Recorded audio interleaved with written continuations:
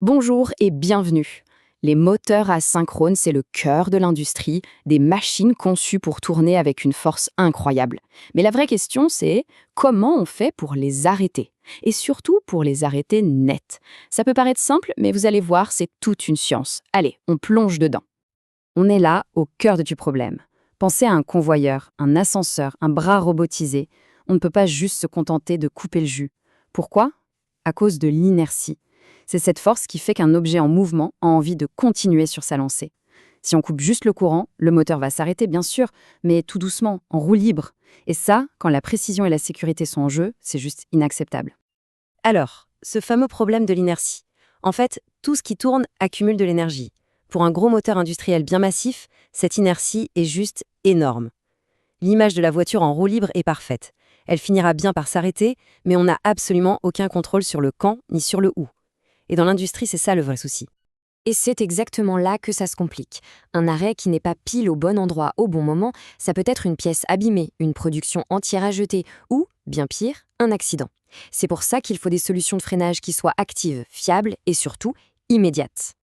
Bon alors, comment on s'y prend? La première solution, c'est la plus directe, on va dire, l'approche physique.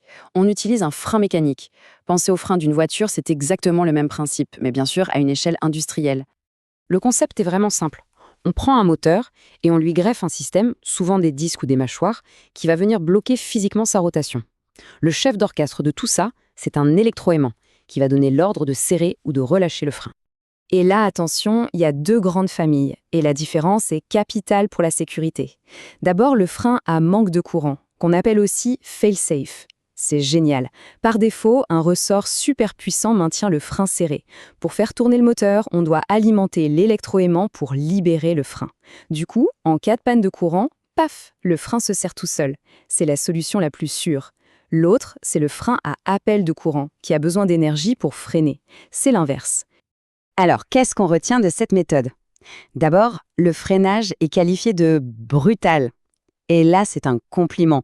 Ça veut dire que c'est quasi instantané, parfait pour un arrêt d'urgence. Et surtout, c'est le seul qui offre un vrai maintien en position. Une fois arrêté, le moteur ne bouge plus d'1 millimètre. Il est verrouillé physiquement.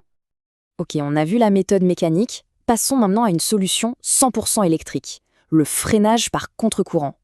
Pour se faire une image, c'est un peu comme si, pour arrêter une voiture, on enclenchait la marche arrière en pleine vitesse. C'est intense. Comment ça marche? En fait, on joue avec la physique même du moteur. Il fonctionne grâce à un champ magnétique qui tourne et qui entraîne le rotor. Eh bien, pour freiner, on va brutalement inverser le sens de rotation de ce champ. Le rotor se retrouve face à une force qui veut le faire tourner dans l'autre sens. Le résultat, c'est un couple de freinage absolument monstrueux. Mais attention, la manœuvre demande une précision d'horloger. D'abord, on coupe l'alimentation, ensuite on réalimente, mais en inversant 2 des 3 phases. Et enfin, l'étape la plus critique, il faut absolument couper ce courant de freinage pile au moment où le moteur atteint la vitesse 0. Si on attend une fraction de seconde de trop, le moteur repart dans l'autre sens. C'est donc une méthode à double tranchant. Le gros point fort, c'est que c'est hyper efficace, un freinage surpuissant. Mais les inconvénients sont de taille. C'est très violent pour la mécanique, il y a ce fameux risque de repartir en sens inverse, et bien sûr, une fois à l'arrêt, il n'y a aucun blocage. Allez, troisième et dernière méthode, une autre astuce électrique. On pourrait l'imaginer comme une sorte d'encre magnétique. C'est l'injection de courant continu. L'idée est brillante. Au lieu du champ magnétique tournant qui entraîne le moteur, on va injecter du courant continu dans le stator. Ça crée un champ magnétique complètement fixe, statique. Le rotor, qui est encore en train de tourner, va se heurter à ce mur magnétique, ce qui va le freiner très rapidement, mais de façon plus douce que le contre-courant. Le processus est assez simple. On déconnecte le courant alternatif, on connecte une source de courant continu et on la déconnecte dès que le moteur est arrêté. Cette dernière étape est essentielle pour éviter un gros problème. Et le problème, le voilà, résumé par ce chiffre, 1,3x. Le courant qu'on injecte pour freiner, c'est jusqu'à 1,3 fois le courant de fonctionnement normal du moteur. C'est une charge énorme. Si on laisse ce courant trop longtemps, les bobinages du moteur vont se mettre à chauffer très fort et on risque de tout griller. Alors si on fait le bilan, le gros avantage par rapport au contre-courant, c'est qu'il n'y a aucun risque de repartir dans l'autre sens. Le freinage est efficace et contrôlé. Par contre, le talon d'Achille, c'est ce risque de surchauffe. Et, comme le contre-courant, pas de blocage physique à l'arrêt. Alors au final, comment on choisit? Mécanique, contre-courant, injection de continu, laquelle est la meilleure? Eh bien la réponse, c'est que ça dépend entièrement de l'application. Il n'y a pas de solution miracle. Ce tableau résume tout parfaitement. Si le critère numéro 1, c'est le blocage à l'arrêt, pour un ascenseur par exemple, il n'y a pas de discussion, c'est frein mécanique. Si on veut l'arrêt le plus rapide possible, quitte à malmener la machine, le contre-courant est une option avec son risque d'inversion.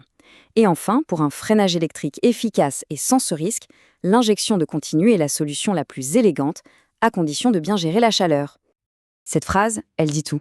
Choisir un système de freinage, c'est un vrai jeu d'équilibriste. C'est un arbitrage constant entre la rapidité, la sécurité des personnes et du matériel, et l'usure de la machine. Il n'y a pas de solution parfaite, juste la solution la mieux adaptée à un besoin précis. Et pour finir, ça nous amène à une question plus large. Tous ces principes qu'on a vus pour les moteurs industriels, on les retrouve en fait partout. Pensez à la robotique, au transport à grande vitesse, à l'aérospatial, ou même aux appareils médicaux. Cette capacité à contrôler un mouvement avec une précision absolue, c'est au cœur de toute notre technologie moderne. Une réflexion fascinante pour conclure.